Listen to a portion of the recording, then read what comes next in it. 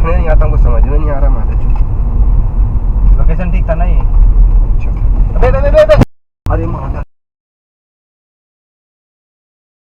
नमस्कार दोस्तों, मैं हूं प्रतीक। स्वागत है आप सभी। तो भाई, इंडिया के लगभग हर रोड्स पर आपको स्पीड लिमिट वाला ये बोर्ड दिख जाएगा, जो ये बताता है कि आपको अपनी गाड़ी इन रोड्स पर किस स्पीड में रखकर चलानी है, ताकि आपके साथ साथ सामने वाला भी सेफ रहे। हालांकि बहुत सारे ऐसे भी रोड्स हैं जहां पर ये स्पीड लिमिट्स मेंशन नहीं होते हैं, तो लोगों को वहां पर खुद से सोच समझकर अपने गाड़ी की स्पीड रखनी होती है। अब भाई, नॉर्मल सी बात है, कोई कार बाइक चला रहा है, ड्राइवर राइडर है, तो उसे इतना तो पता ही होगा कि किस रोड पर किस हिसाब से चलना चाहिए और टर्न वगैरह पर किस हिसाब से मुड़ना चाहिए। लेकिन कई बार लोग इन चीजों को काफी लाइटली ले लेते हैं और इस चीज की वजह से बहुत ही भयानक एक्सीडेंट्स हो जाते हैं, जो आपको आज के इस वीडियो में भी देखने को मिल जाएगा। ये पहला एक्सीडेंट फोक्सवैगन पोलो और हीरो बाइक के बीच एक सिंगल रोड पर हुआ है। हालांकि ये कहां पर हुआ वो तो एग्जैक्टली नहीं पता, क्योंकि जिन्होंने मुझे ये एक्सीडेंट शेयर किया था, फोक्सवैगन पोलो के ओनर, अनफॉर्चुनेटली उनके चैट्स डिलीट हो गए हैं, तो मैं आपको यहाँ पर एग्जैक्ट प्लेस तो नहीं बता सकता। लेकिन फिर भी वीडियो में आपको दिख रहा होगा, पोलो एक 2 लेन रोड से होते हुए जा रही है। आसपास काफी ज्यादा पेड़ हैं, ऐसा लग रहा कोई जंगल वाला एरिया है। और यहाँ पर पोलो की स्पीड भी नॉर्मल है, कोई बहुत ज्यादा तेज रफ्तार में इसे नहीं चलाया जा रहा है। 50-60 किलोमीटर पर आवर के अराउंड ये गाड़ी चल रही है। अब होता क्या है, थोड़ी दूर आगे चलने के बाद एक शार्प टर्न पर जब गाड़ी राइट मुड़ रही होती है, तभी अचानक सामने से यह बाइक राइडर आ जाता है और दोनों गाड़ियों के बीच टक्कर हो जाती है। पैसा कमाते यासी हम लोग करवाता है, मानना पड़ेगा। लोंडिया को भी हम लोग मेंटेन करके चलता है, घर वालों को भी देते हैं भाई पैसा। पापा को भी 10 लाख रुपए दिए है। बाप को दिया पैसा? 10 लाख रुपए दिए, 9.5 लाख रुपए। आप बोलो ठीक है, जानता अब तुम घर बनवा दे, घर माता चोदी अट्टा कहानी लगे रखने नहीं आता, हमको समझ में नहीं आ रहा। माता चोदी लोकेशन ठीक था ना ये? अबे अबे अबे अबे, गलती किसका था रे? क्या भैया इतना पिकअप में आते हैं? हैं? इतना पिकअप में आते हैं? यहाँ पर जब वीडियो को हम रिवर्स करके देखते हैं, ये पहले वाले कर्व पर, तो यहाँ पर पोलो अपने लेन में सही तरह से मुड़ रही है और इसकी स्पीड भी वही 55 किलोमीटर पर आवर के अराउंड है। हालांकि ये कर्व बहुत ज्यादा शार्प नहीं है, नॉर्मल सा है। लेकिन जो दूसरा वाला कर्व है जहाँ पर एक्सीडेंट हुआ है, वो काफी ज्यादा शार्प है। मतलब आपको यहाँ पर कायदे से गाड़ी घुमानी पड़ेगी और यहाँ पर गाड़ी की स्पीड भी कम होनी चाहिए। लेकिन अनफॉर्चुनेटली पोलो जो है वो काफी हद तक बीच में या कहिए राइट में है और इसकी स्पीड भी यहाँ पर 57 to 60 किलोमीटर पर आवर के अराउंड है। साथ में सामने जब आप बाइक वाले को देखते हैं, तो वो भाई भी तेज रफ्तार में अपने बाइक को एकदम बीच में लेकर आ रहे हैं और यही रीजन था जो दोनों ही लोग टाइमली गाड़ी को कंट्रोल नहीं कर पाए और ये एक्सीडेंट हो गया।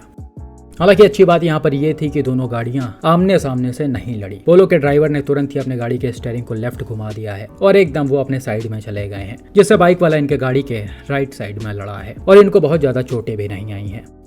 थोड़ा बहुत बाइक में डैमेज आया है और पोलो के डोर्स पर डेंट्स और स्क्रैचेस आ गए हैं। किसका गाड़ी है? किसका गाड़ी है? चाचा का है। चाचा को क्या बोलिएगा? ये सब गाड़ी इतना पिकअप है तो कंट्रोल होगा, ये सब गाड़ी जिंदगी बची। तो भाई, इस एक्सीडेंट में हम कह सकते हैं कि दोनों ही लोगों की गलती है। पोलो ड्राइवर को वैसे ही यहाँ पर भी मुड़ना चाहिए था जैसे ये पहले कर्व पर मुड़े थे। हालांकि इनको यहाँ पर उससे भी ज्यादा सावधान रहना चाहिए था। वहाँ पर तो कम से कम सामने की चीजें क्लियर दिख रही हैं, लेकिन ये कर्व इतना ज्यादा शार्प है कि यहाँ पर कुछ भी नहीं दिख रहा है। और यहाँ पर भाई थोड़ा ज्यादा तेज रफ्तार में भी हैं और बीच में भी चल रहे हैं। हालांकि भाई बहुत सारे लोगों को शायद ये 60 किलोमीटर पर आवर की स्पीड तेज ना लगे, क्योंकि रोड काफी ज्यादा खाली है और शायद इस रोड की स्पीड लिमिट भी 60 ही होगी। लेकिन भाई ऐसा नहीं है कि अगर 60 की स्पीड लिमिट वाली रोड है तो उस पर आप उसी स्पीड में हर जगह से निकलेंगे। सिचुएशन देखकर चीजें की जाती हैं और उसी हिसाब से अपने गाड़ियों की स्पीड को भी रखना पड़ता है, जो यहाँ पर नहीं किया गया है। खैर, मैंने आपको बताया कि यह टक्कर अगर सामने से हुआ होता तो काफी बड़ा नुकसान हो सकता था और ये चीज आप टाटा हैरियर और बाइक के बीच में हुए इस एक्सीडेंट में भी देख सकते हैं। यह एक्सीडेंट रिसेंटली कर्नाटका के सिरसी में हुआ है, जिसे मिस्टर गुरु ने शेयर किया है। यहाँ पर भी आप देख सकते हैं टाटा हैरियर जो है सेम वैसे ही पतले रोड पर चल रही है जैसे पिछले एक्सीडेंट में पोलो चल रही थी। हालांकि यहाँ पर डैश कैम में गाड़ी की स्पीड मेंशन नहीं है, लेकिन फिर भी देख कर ऐसा लग रहा कि ये भी 50 to 60 किलोमीटर पर आवर के अराउंड चल रही है। अब यहाँ पर भी थोड़ी दूर चलने के बाद एक कर्व पड़ा जिस पर गाड़ी उसी स्पीड में मुड़ रही थी और बिल्कुल पिछले एक्सीडेंट की तरह ही सामने से ये बाइक राइडर आते हैं जो काफी हद तक बीच में हैं और इनके गाड़ी की स्पीड भी ठीक ठाक ही है। अब इनको अचानक से सामने देखकर हैरियर के ड्राइवर थोड़ा घबरा जाते हैं और तुरंत ही अपने गाड़ी के स्टीयरिंग को लेफ्ट घुमा देते हैं।